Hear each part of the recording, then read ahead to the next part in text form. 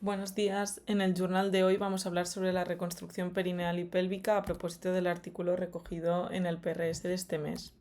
El artículo se inicia definiendo los límites anatómicos de la pelvis, siendo el límite superior conformado por el sacro, la línea ileopectínea y el límite craneal de la sínfisis púbica, y el límite inferior conformado por el coxis, la tuberosidad isquiática y el límite caudal de la sínfisis púbica.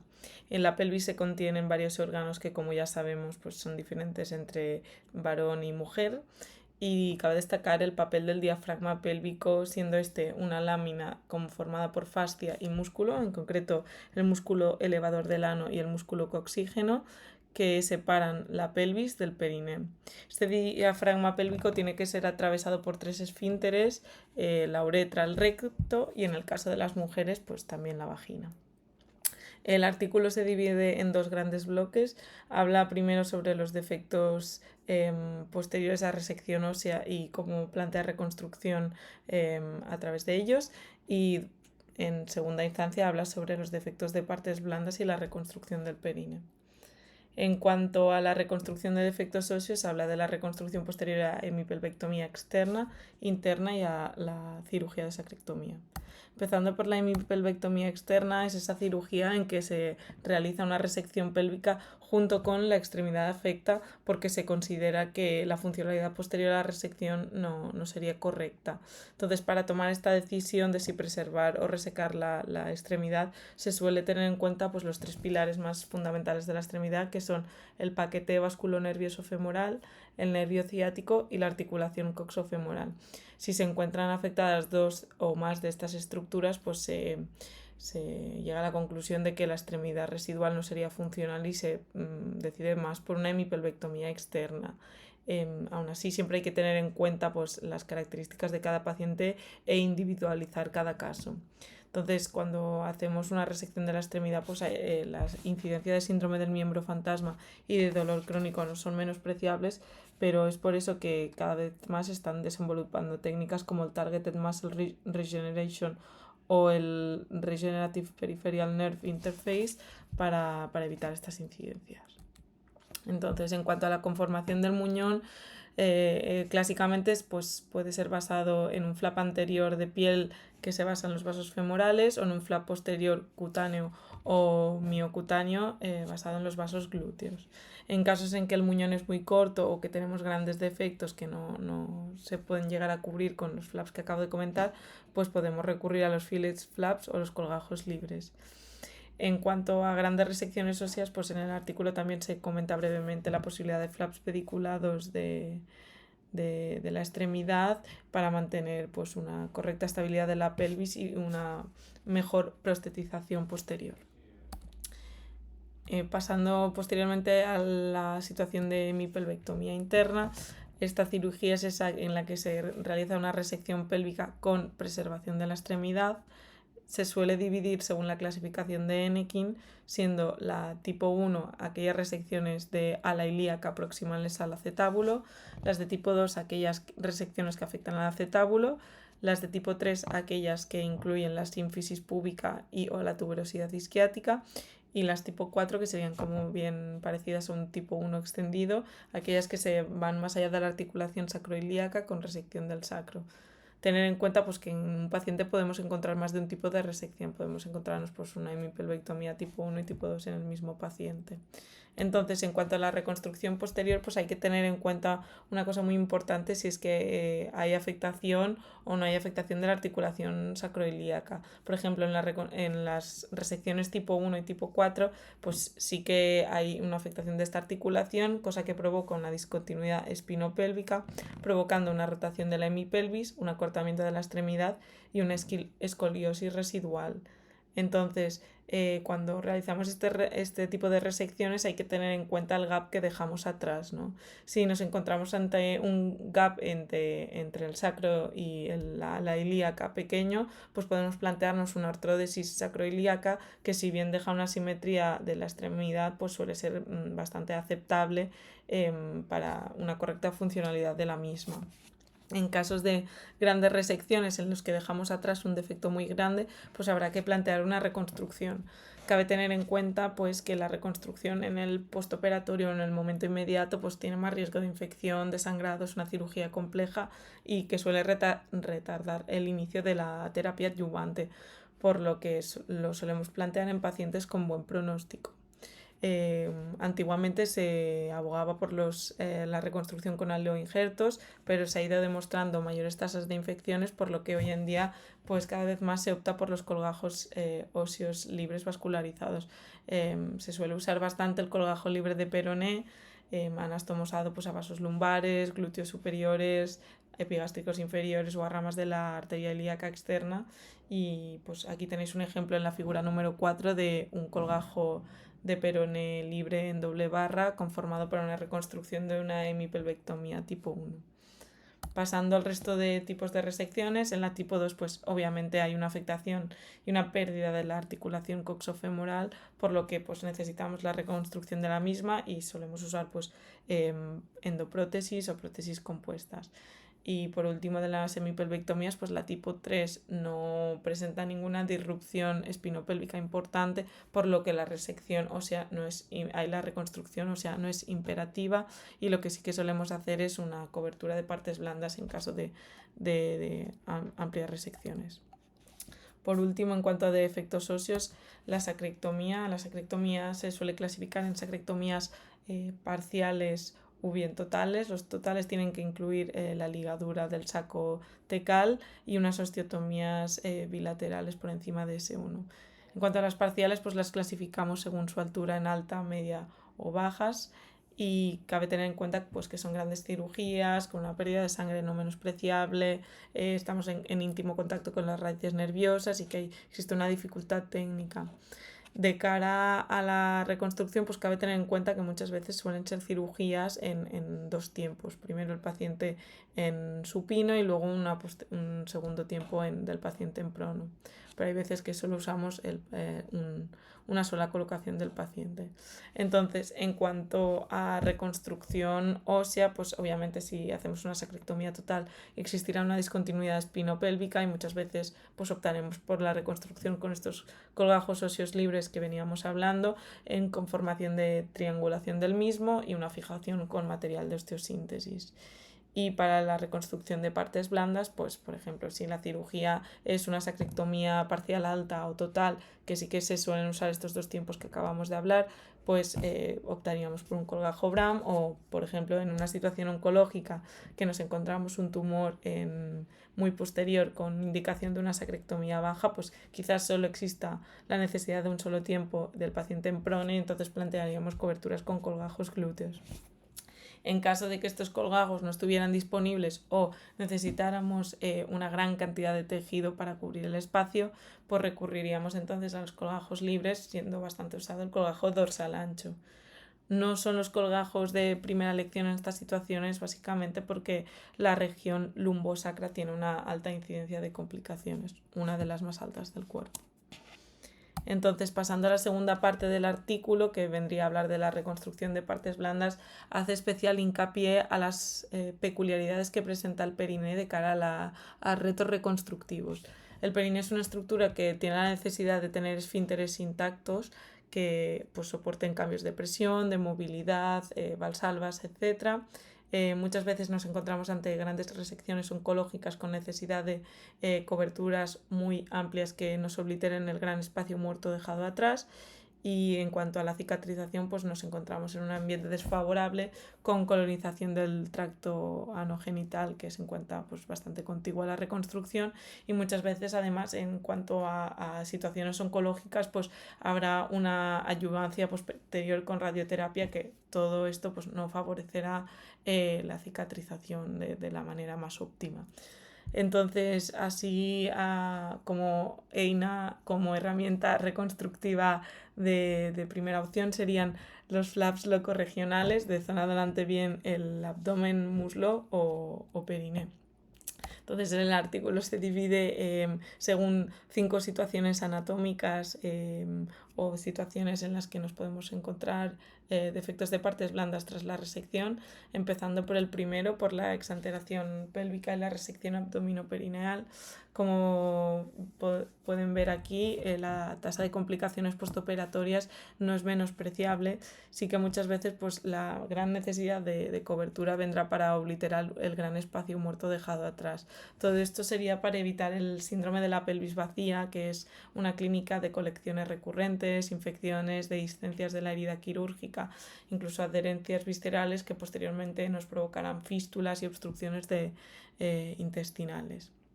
Entonces, como algoritmo reconstructivo, el artículo propone pues, una primera división entre si nos encontramos que la zona abdominal está disponible para la reconstrucción o si la zona abdominal no está disponible como zona donante, ¿no? Si la zona abdominal sí que está disponible, pues usaríamos un colgajo Bram pediculado de la arteria epigástrica inferior derecha, más que nada porque la colostomía pues, es mucho más fácil de confeccionar a la izquierda. Sería el colgajo de elección en este caso. Lo que más las grandes preocupaciones de este colgajo serían pues la incidencia de dehiscencias de la zona donante o de herniación también de la zona donante. Es por eso que cada vez más pues, se describen técnicas como ahorradoras de fascia, colocación de malla en la zona donante o bien separación de componentes pues, para disminuir estas tasas.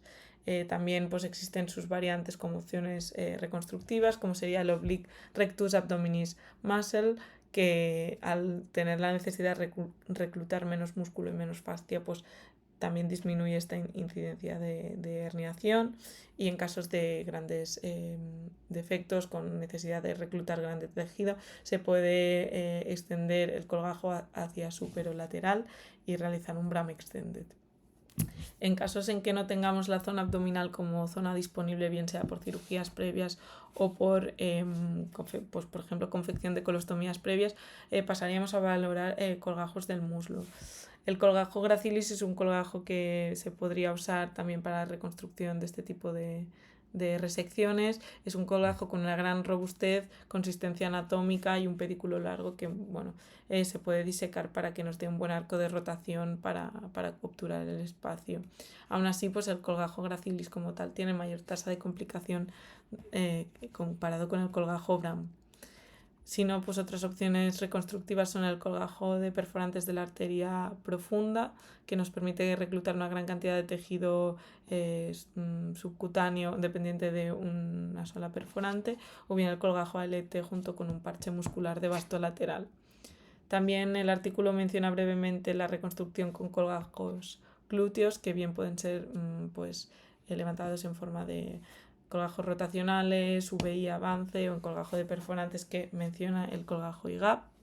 Y por último tenemos los colgajos de la zona perineal, de perforantes de la arteria pudenda interna, que es como características presentan pues, unos colgajos que son proximales al defecto, tienen una poca morbilidad de la zona donante, pero como contrapartida presentan pues, que al estar tan próximos suelen estar dentro del campo de radiación. Entonces la calidad del tejido no sería el mejor. Más adelante, cuando hablemos de la reconstrucción genital, pues hablaré un poco más sobre estos colgajos. Y todos estos colgajos pues, pueden ser coadyuvados, por decirlo de alguna manera, de un colgajo de omentum. El colgajo de omentum nos permite reclutar una gran cantidad de tejido blando asociado a una arteria, la arteria gastroepiploica.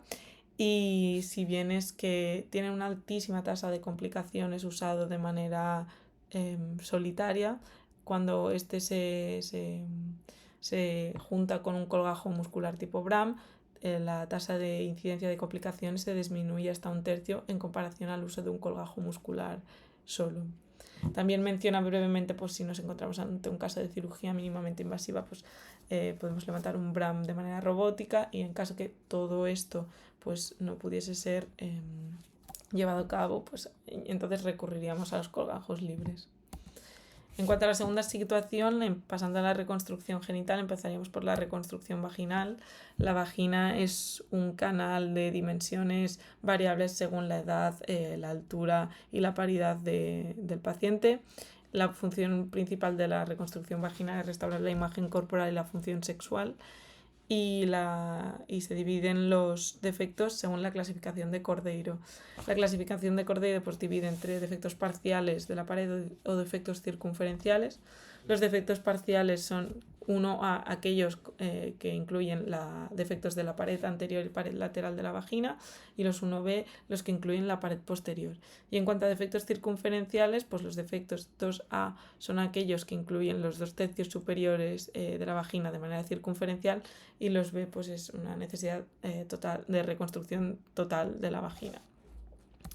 Entonces, en cuanto pues el algoritmo propuesto por el artículo, siguiendo un poco la clasificación de Cordeiro, pues propone para defectos parciales sin necesidad de grandes resecciones que no necesitan obliterar gran espacio muerto, pues habla de los colgajos de perforantes de la arteria pudenda interna.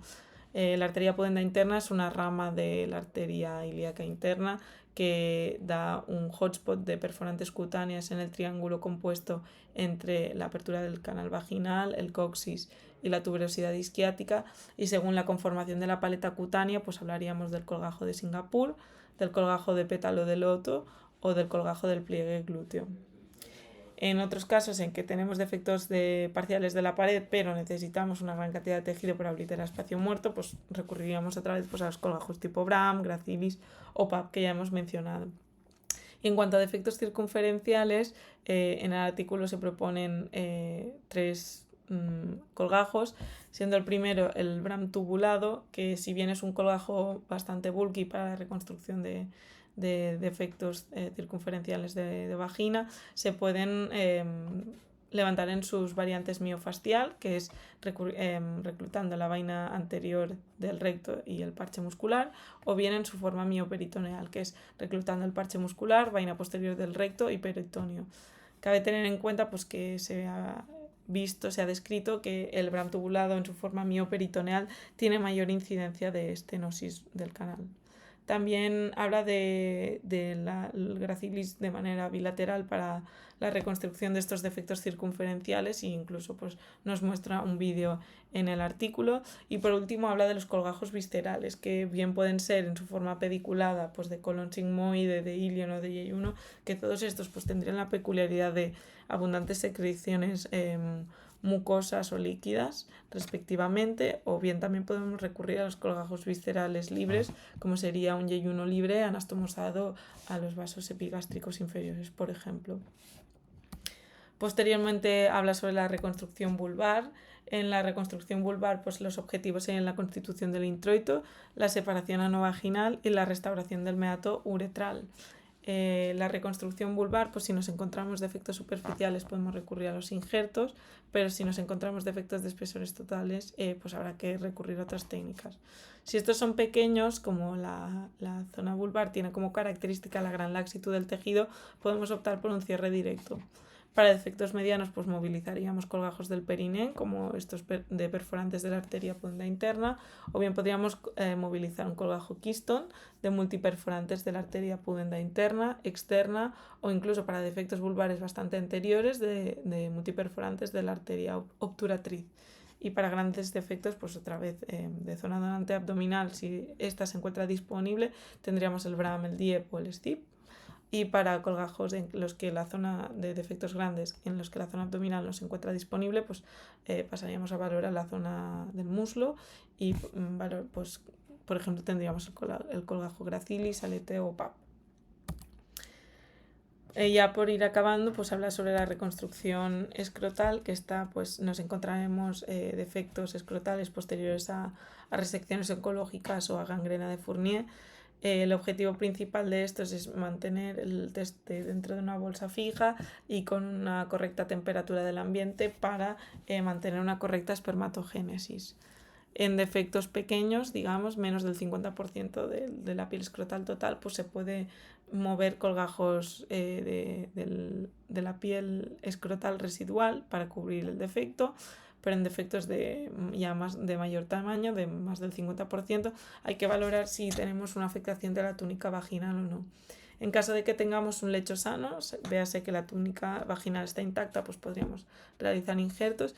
Y en casos de afectación de la túnica vaginal, como el tejido por residual se encontraría con mayor laxitud y mayor movilidad que permitiría pues, migraciones de posición de los testes, pues hablaríamos de matrices térmicas, autoinjertos de piel y posterior autoinjerto de piel parcial, colgajos de aumentum libres o pediculados para grandes defectos y los colgajos que ya venimos hablando de perforantes de la arteria pudenda interna. En caso también de ausencia de testes, pues primero realizaríamos la reconstrucción a través de prótesis de los testes y la posterior cobertura con estos colgajos que hemos mencionado. Y ya por último, en cuanto a la reconstrucción de defectos del pene, el objetivo principal sería permitir una correcta penetración con una sensación erógena aceptable y en este caso pues divide los defectos en caso de defectos cutáneos o defectos completos. En caso de defectos cutáneos, la opción de elección sería los injertos de piel total, especialmente en las zonas del cuerpo del pene, básicamente pues porque el resultado estético y la menor retractibilidad de estos injertos pues, provoca unos outcomes más favorables y en caso pues, de que nos encontrásemos en otras zonas anatómicas como el glande, pues sería aceptable también la reconstrucción a través de injertos de piel parcial o matrices dérmicas. También menciona brevemente el colgajo escrotal para la reconstrucción del cuerpo del pene, en el que en un primer tiempo pues, se enterraría a través de un túnel intraescrotal el cuerpo del pene y de 1 a 6 meses posteriores pues, haría la división y el insetting posterior del colgajo. Y en cuanto a defectos completos del cuerpo, que se pueden encontrar, pues aparte en situaciones oncológicas en la cirugía trans, pues hablamos del colgajo radial en forma de tubo dentro de un tubo o del colgajo ALT libre o pediculado. Y ya para acabar, pues destacar que últimamente pues, se intenta la neurotización de los colgajos para mantener la sensación erógena a través de la anastomosis de un nervio incluido en el colgajo al nervio ilioinguinal o nervio dorsal del pene. Como conclusiones del artículo sería que el objetivo principal de la resección pélvica y perineal sería la reconstrucción posterior para una favorable cobertura de estructuras nobles, obliteración del espacio muerto y restablecer la funcionalidad previa de la resección pues en la cantidad que se pueda. Entonces, en cuanto a las resecciones óseas, pues cabe tener en cuenta si hay una disrupción de la armonía del anillo pélvico para la reconstrucción y probablemente pues tengamos que plantear una reconstrucción ósea en caso de disrupción espinopélvica.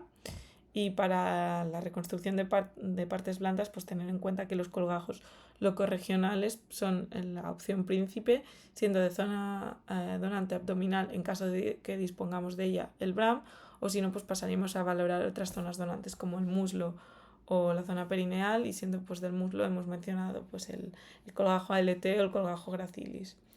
Y pues como todo, pues la necesidad de equipos multidisciplinarios para consensuar y tomar las mejores decisiones de cara a los resultados óptimos para el paciente. Muchas gracias.